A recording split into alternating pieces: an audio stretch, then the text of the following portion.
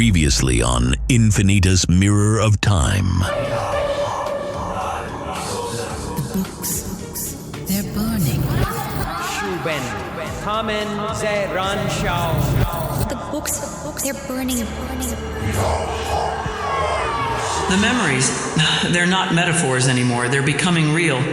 Amalthea has released time. What is happening to me? These voices, they're not mine.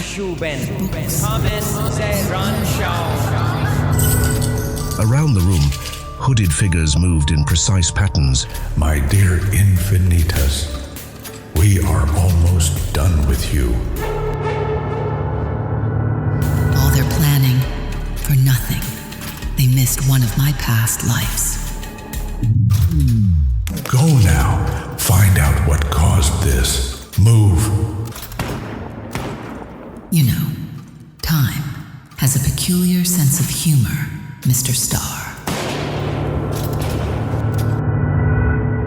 Spiritus aeternae trans tempora fluens.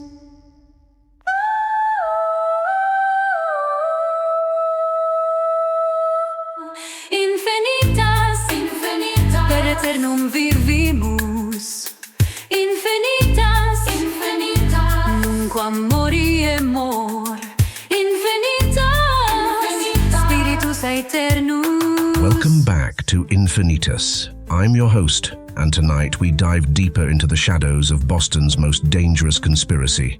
Rita Cruz walked into the Lion's Den, the infamous Eccentric Mansion, seeking answers about the mysterious death of Fiona O'Connell from 1995. If Infinitus has captured your imagination, be sure to subscribe so you won't miss a single twist. And if the story has left its mark, leave us a review. Your feedback helps illuminate the path forward and gives voice to the mystery. Enjoy the show and share it. Infinitas, per aeternum vivimus. Infinitas, nunquam moriemur. Infinitas, spiritus aeternus. Vita post vitam, lux post tenebras. Semper resurgimus. Infinitas, an audio drama by Mário Portela. Season 1, Mirror of Time. Infinitas, infinitas, infinitas. Infinitas, infinitas, infinitas, infinitas, infinitas.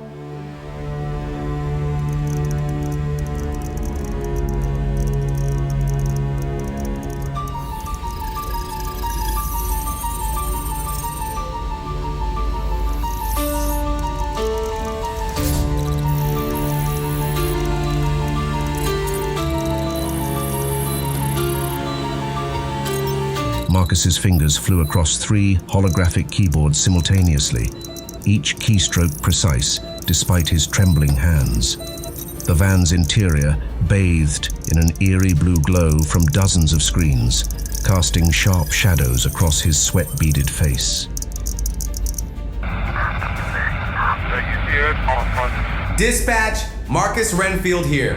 Detective Sarah Chen, badge 5464X. Needs immediate backup at the Eccentric Mansion. Multiple armed suspects. Certain hostage situation.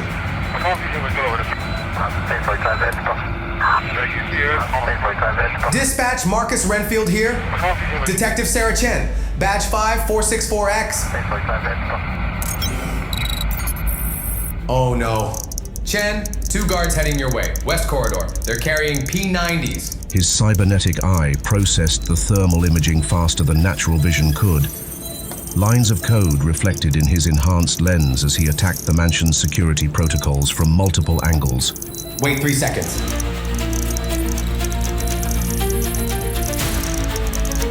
Now, clear way to get in. Go! Come on! Come on!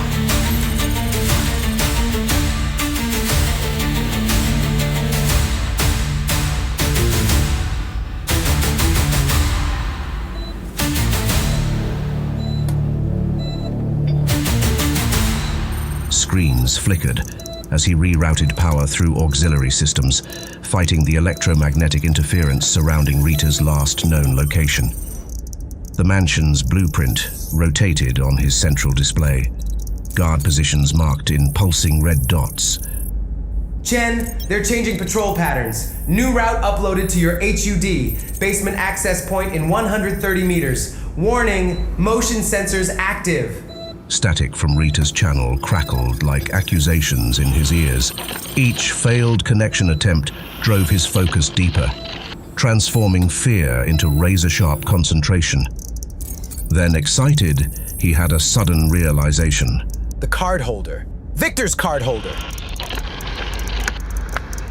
He switched frequencies, accessing a different tracking system. We are almost done with you for the 13th time. The nanobug Rita had planted during their brunch still pulsed, weak but active, penetrating the interference. Chen, I've got him. Sending coordinates now. A blood-curdling scream cut through the feed, followed by an otherworldly hiss that made Marcus's skin crawl. Rita's voice, twisted in agony, echoed through the system. No, no, no! Chen, they're hurting her! No more careful sneaking. Trust me. Kill all power to the lower levels. Now! But the backup? Do it. The deadly calm in her voice left no room for argument. Marcus pulled up the mansion's power grid, his cybernetic eye processing the complex network at inhuman speed. Power's dropping in 10 seconds. Chen, bring her back. Copy that. Going dark. The mansion's lower levels plunged into darkness as Marcus watched the power readings flatline. On his thermal imaging, Chen's heat signature moved with lethal purpose toward the ritual chamber, but fierce antagonists closed in from all directions.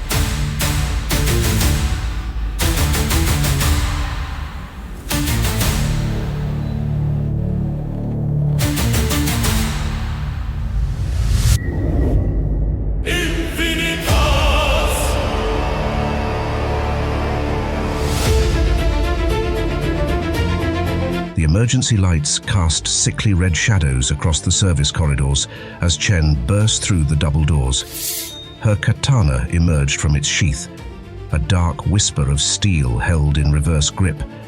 The blade's surface drank in what little light remained, its edge promising swift retribution.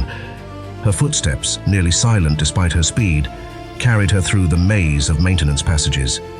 Each intersection brought new threats, new decisions.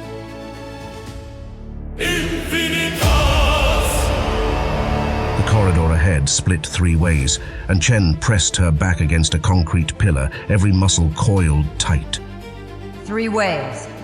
Choose wrong, and Rita dies. A wave of vertigo hit her. Standing on rain-slicked shingles, adjusting a Boston University cap, watching the mansion's windows for movement, Chen shook her head, dispersing the foreign memory like morning mist. Not now. Focus. Rita needs me.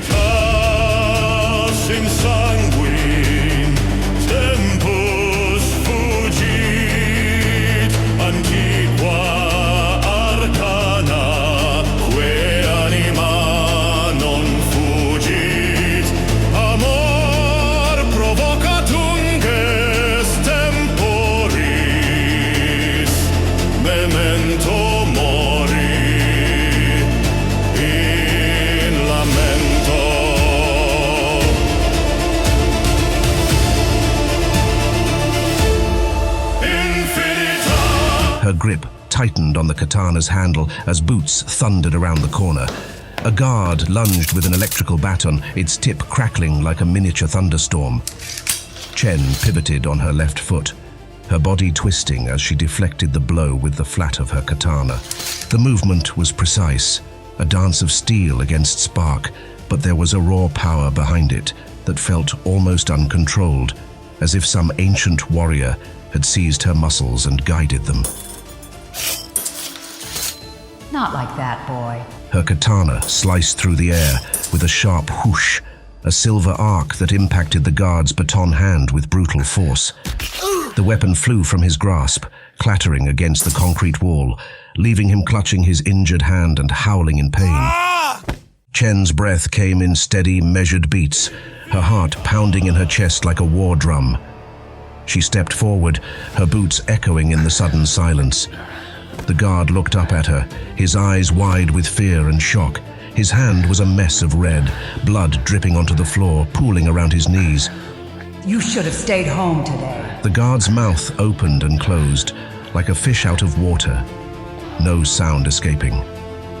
Chen could see the panic in his eyes, the realization that he was outmatched. She leaned down, her katana pointed at the guard's throat. Where's Rita? Where's the blonde girl? The guard's eyes flicked to the left, a subtle movement that Chen caught instantly. She straightened, her gaze following the direction of his glance. She sensed danger before bringing the pommel of her katana down on the guard's temple, knocking him out cold. Chen's body moved on instinct, her muscles responding to threats before her mind could process them. Another guard charged from her back, a towering figure wielding a tactical baton. She pivoted, her katana a silver blur as it deflected the incoming strike. The guard's baton clattered against the concrete wall. Chen used the momentum from her deflection to deliver a swift kick to the first guard's chest. Her foot connected with a satisfying thud, sending the man stumbling back. He crashed into a second incoming guard, their bodies colliding with a grunt of pain and surprise. You're not getting out of here alive. Chen didn't pause, her body a whirlwind of motion. She stepped forward, her katana slicing through the air in a diagonal arc. The blade caught the first guard across the chest, tearing through his uniform and leaving a thin line of red in its wake. He cried out, his hands clutching at the wound as he stumbled back. The second guard regained his footing, his eyes wide with anger and fear. He lunged at Chen, his hands reaching for her throat. She ducked under his grasp, her body twisting as she brought her katana up and around. The blade caught the guard under the chin, the sharp edge pressing against his skin. Don't move! The guard froze, his breath coming in short, sharp gasps. His eyes locked onto Chen's. He swallowed hard, the movement causing the blade to press deeper into his skin. A thin trickle of blood ran down his neck, staining the collar of his uniform. The guard's lips trembled, but before he could answer, Chen's vision blurred. The sterile corridor dissolved into a different scene. Rough hands grabbing her shoulders, the scratch of woolen robes against her skin. Purple and black cloth swirled around her as hooded figures forced her to her knees. The metallic taste of blood, panic clawing at my chest. Help me, help me, help me, help me. The memory shattered like glass. Chen blinked, her grip tightening on the katana as reality snapped back into focus. The guard still stood frozen, blood trickling down his neck. But that scream, it wasn't just an echo from the past. A woman's voice pierced through her earpiece this time. Not Fiona this time. Rita! She needs me! Raw survival instincts surged through Chen's body, igniting a primal rage she had no words for. An ancestral force coursing beneath her skin like molten steel, she flowed with lethal grace, every movement calculated and fierce. The blade sang as it arced back to its sheath across her shoulders, while she drove the guard's skull into the concrete wall with ruthless force. His form crumpled like discarded paper, strings severed, painting the wall with a crimson trail as he collapsed.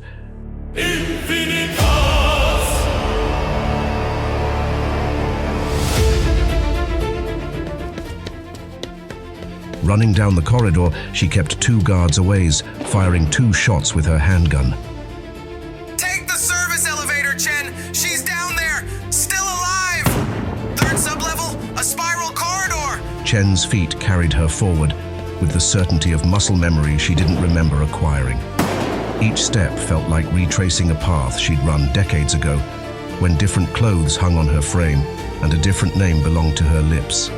The corridor stretched before her like a remembered nightmare, and her muscles sang with the knowledge of battles fought in another lifetime. The walls seemed to pulse with ritual energy, and Chen's head throbbed with half-formed memories, running these same halls, heart pounding with the same desperate need to reach someone before it was too late. But this wasn't about Fiona anymore. Rita needed her now, and Chen wouldn't fail. Not this time.